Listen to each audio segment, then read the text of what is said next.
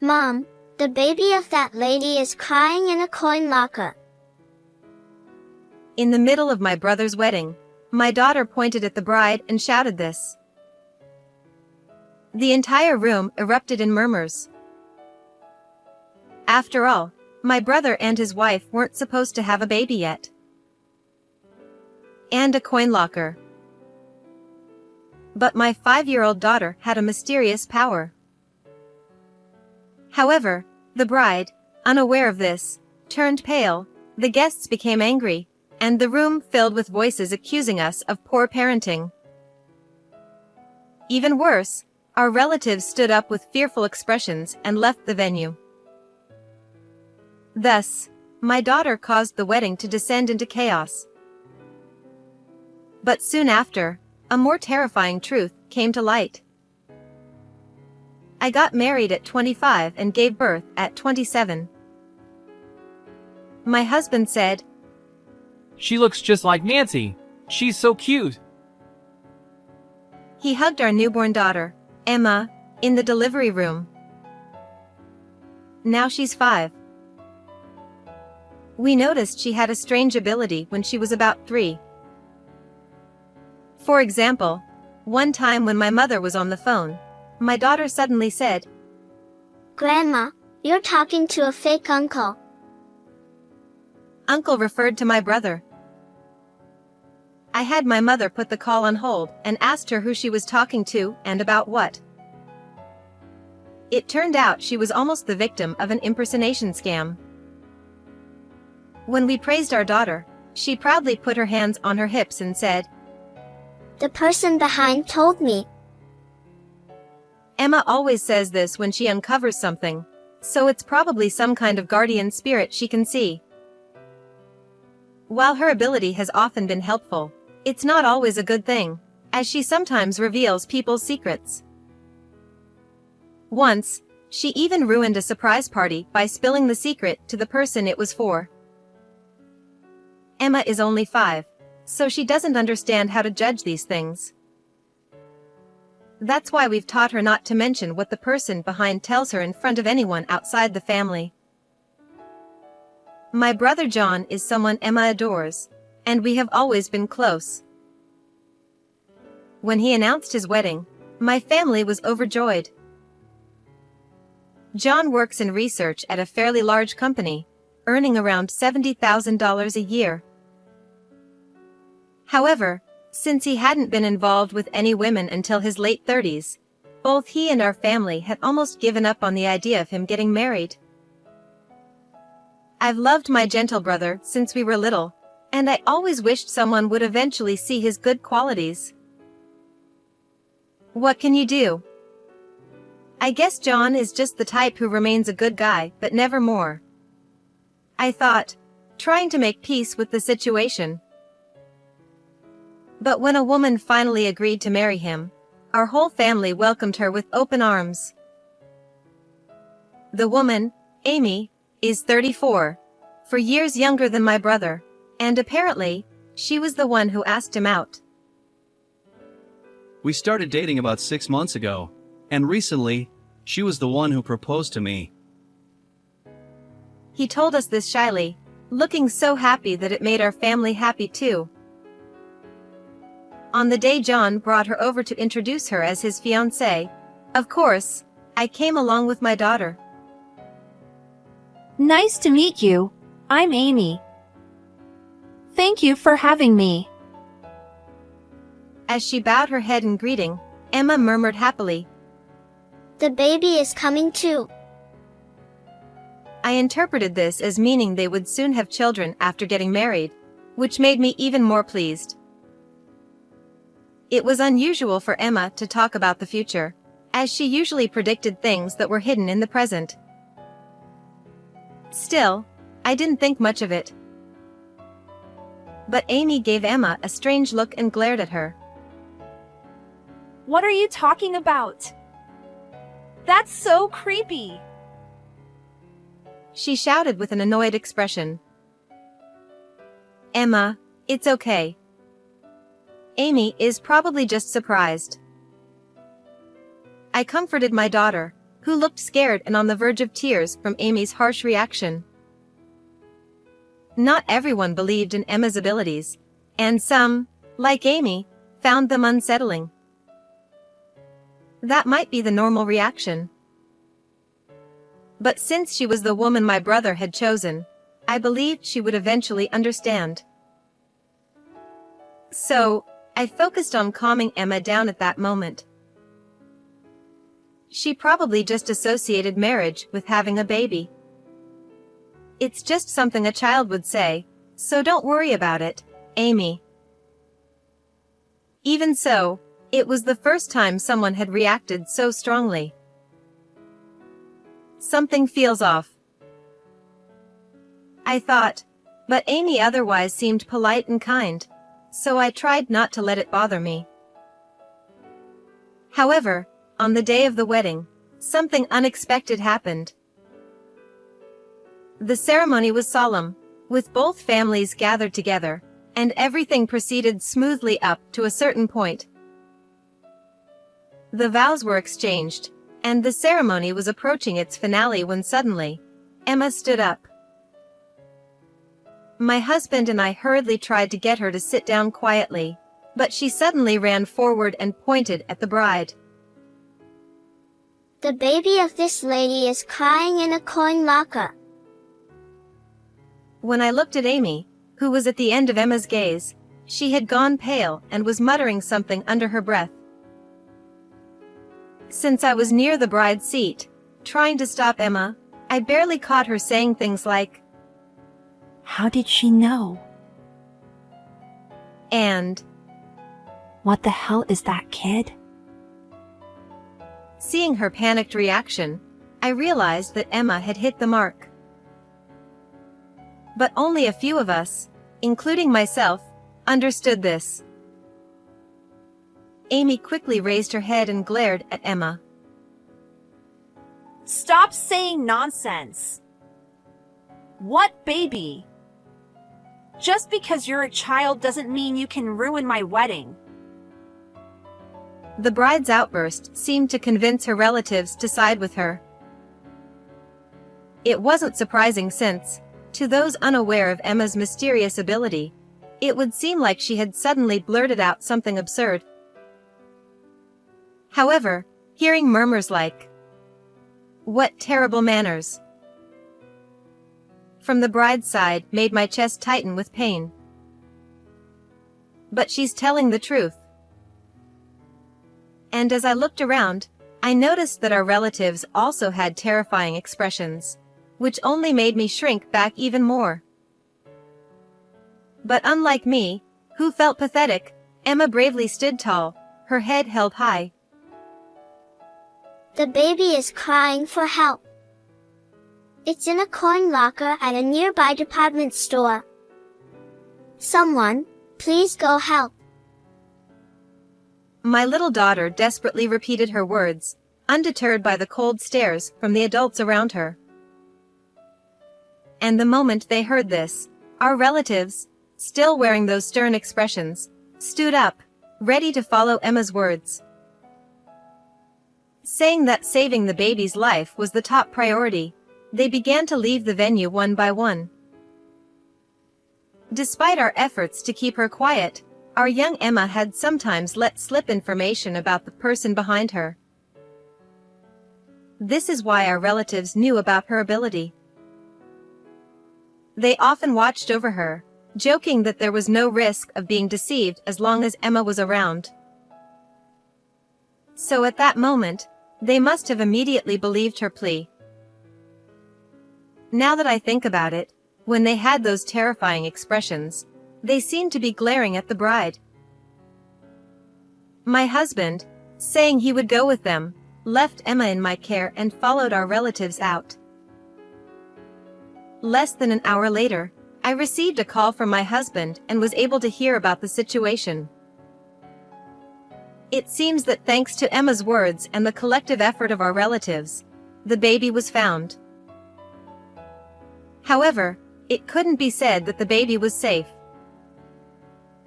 There was a lot of commotion at the scene, and according to my husband, the baby looked as though it had just been born.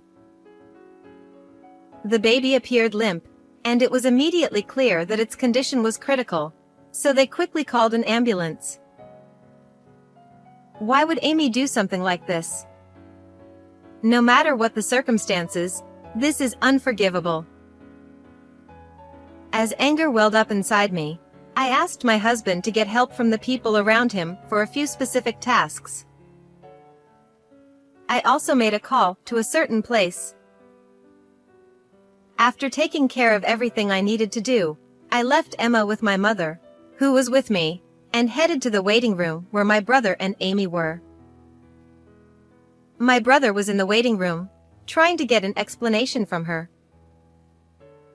However, since there was no solid evidence yet, I didn't expect Amy to easily admit to anything. My brother likely wanted to believe in his fiancée, so he probably wasn't able to push her too hard and was just trying to keep her there. That's why I knew I had to go to them after hearing what my husband had told me. When I entered the waiting room, Amy was completely frustrated. Not only had the ceremony been interrupted, but in the chaos, the scheduled time for the wedding had passed, and it could no longer be resumed. Amy snapped. There's a set time we can use the chapel. You know that, right? That time has already passed. Why would John's relatives take a kid's words so seriously? To her, it must have felt like her special day had been utterly ruined. Not only that, but the start of the reception had also been delayed, and all the guests, except for our relatives, were kept waiting. Amy continued. That brat is totally unacceptable. She keeps saying creepy things. What is she? Some kind of curse? I swear, I want to dump her in a mountain. Emma was a beloved niece to my brother, who was doing his best to calm Amy down. However, when she spoke about his niece like that, he couldn't help but frown. John, you should call off the wedding, I told my brother, trying to keep the fury boiling inside me from showing in my voice. I said it as calmly as I could. Amy turned her bloodshot eyes toward me, glaring, but John remained composed as if he'd anticipated my suggestion. He sighed quietly. So what Emma said was right after all. I was hoping she'd be wrong this time. Though he only managed a slight, bitter smile, I could tell his heart was sinking in sadness. Amy then rounded on me, her face twisted in rage. What the hell do you think you're doing? Accusing me without any proof, ruining the wedding, and now you want to call it off. She was furious, and she advanced on me like a demon, not even noticing the look of disappointment on John's face.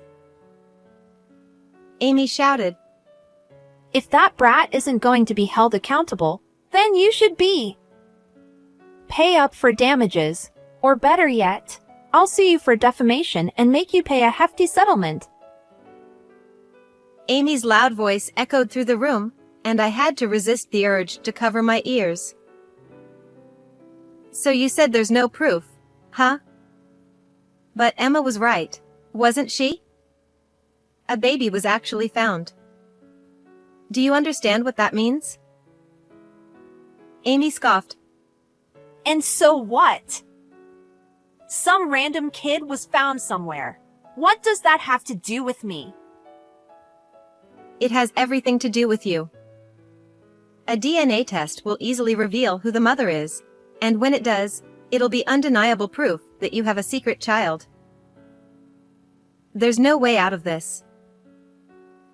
As soon as I said that, it occurred to me that there was a small possibility that the baby might not be her secret child. John, I don't think so, but is there any chance that baby is yours? I asked just to be sure, although it seemed impossible since they'd only been dating for 6 months. John replied firmly, Absolutely not. The timing doesn't match up. His unwavering response caused Amy to scowl in frustration. If John had acted like a normal man and made a move, we could have raised the child as our own. But now, it's all ruined because you're so slow. Her absurd attempt to shift the blame made me sigh deeply in exasperation. So, who is the father? Amy hesitated before replying. It's a child from a previous boyfriend, but I don't know which one. Her answer left both my brother and me speechless.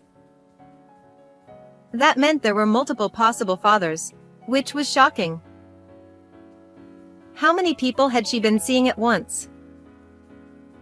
Having a child with an unknown father was entirely her own reckless doing, and trying to blame John was utterly misplaced. If I'd known she was this kind of woman, I would never have considered marriage. No, I should be thankful I found out before the wedding ended. The marriage hasn't been registered yet. I'm going to call it off. John heaved a deep sigh before making his decision, and Amy looked at him like she was the victim. Amy then whined, I specifically chose the guy with the most money. What about my future plans? How are you going to fix this? During the formal meeting, she had declared how much she loved John more than anyone else. But hearing her lament now made it clear that was a complete lie. She was only trying to marry him for his high salary. Amy continued to rant. Getting pregnant ruined everything. I finally caught an elite, and now to find out I'm carrying someone else's baby? This is just bad luck. According to the story she confessed to, playing the role of the tragic heroine, Amy realized she was pregnant quite late. It was a combination of factors. She had irregular periods, experienced very mild morning sickness, and her belly didn't show much. All of these things contributed to her delayed awareness. Amy had tried to pretend the pregnancy didn't exist, but by the time she visited an obstetrician, she had already passed 22 weeks, which was too late for that option.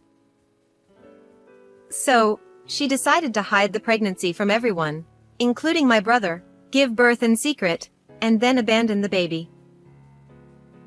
Since her belly didn't show much, she took advantage of that by wearing loose-fitting clothes to hide her figure.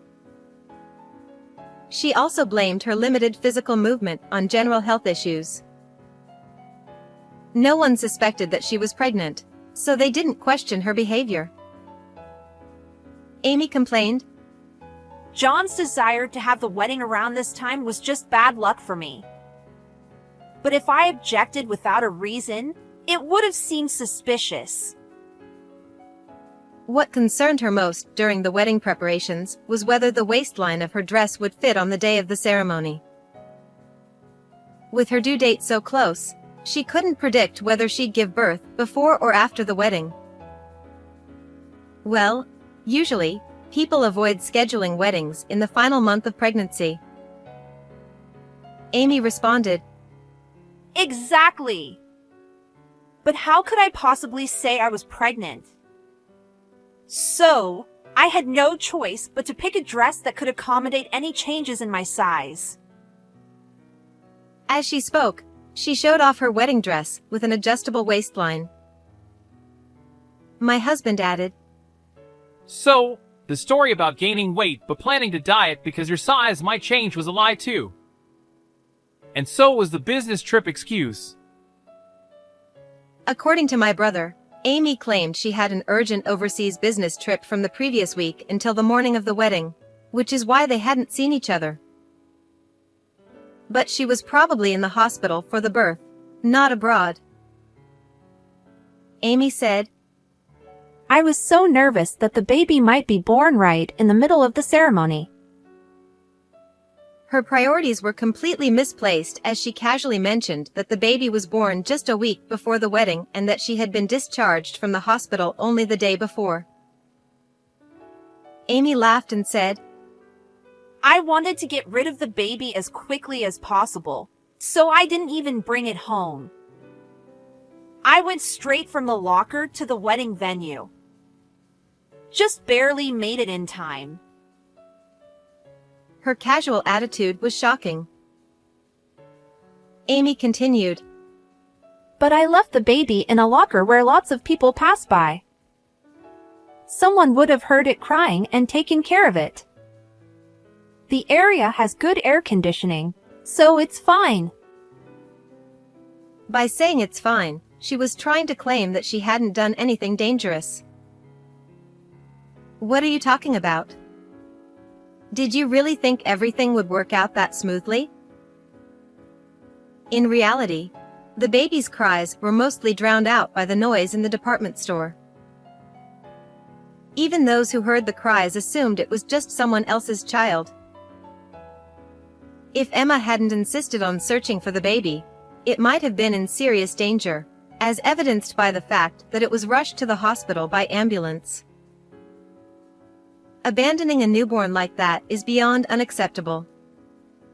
Even if you couldn't raise the child, you should have at least taken it to a facility. Amy shrugged and said, What else could I have done? The baby was born just before the wedding. I was in a rush, so it couldn't be helped. Her lack of remorse was infuriating. My brother was just as stunned, realizing what kind of person he had almost married. Let me make this clear. What you did could lead to criminal charges. Do you understand that? Amy's eyes widened in surprise, and she began to panic, looking around anxiously. There's no evidence. You said earlier that they could easily find out I'm the mother, but the police can't prove I was the one who left the baby in the locker. She wiped the sweat from her forehead and confidently said this, believing she was in the clear. You really don't think things through, do you? Did you even check if there were security cameras in the area? The locker area was fully covered by security cameras, something I had already taken steps to verify. After hearing about the baby's discovery, I asked my husband to request the store staff to review the footage. I had also reported the incident to the police, so they were likely checking the footage as well. Additionally, I had sent my husband a photo of John and Amy together. A celebratory picture my brother had taken during their pre-wedding photo shoot. Never imagining it would be used to identify someone on security footage. With my husband likely showing that photo to the store staff or the police, it was only a matter of time before they reached Amy. As I explained all of this, Amy's face turned paler with each passing moment, and by the time I finished, she had collapsed onto the floor, her face as white as a sheet. No! That's not possible. They can't know. You're bluffing, right?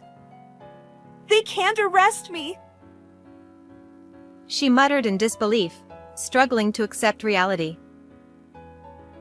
But when the police arrived shortly after, she suddenly became violent, resisting arrest. No! Let go of me. It's not my fault. It's all because of that brat and those people. My brother, his face blank with shock, watched her struggle, the extent of his devastation clear to see. I turned back to Amy. You mentioned that you haven't officially registered the marriage, right? Legally, you're still just his fiancée, not his wife. But you'll still have to pay compensation. Compensation? Amy stammered. My brother will decide the amount, but will definitely recover the costs of the wedding and the reception. This marriage you were so keen on has turned into a huge loss for you, but we won't go easy on you. Upon hearing this, Amy's face fell into despair, and she finally gave up resisting as she was taken away. After that, of course, the wedding reception was cancelled, and all the monetary gifts were returned.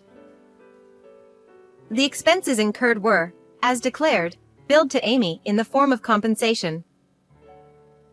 However, since she was behind bars and unable to pay immediately, her parents had to cover the costs.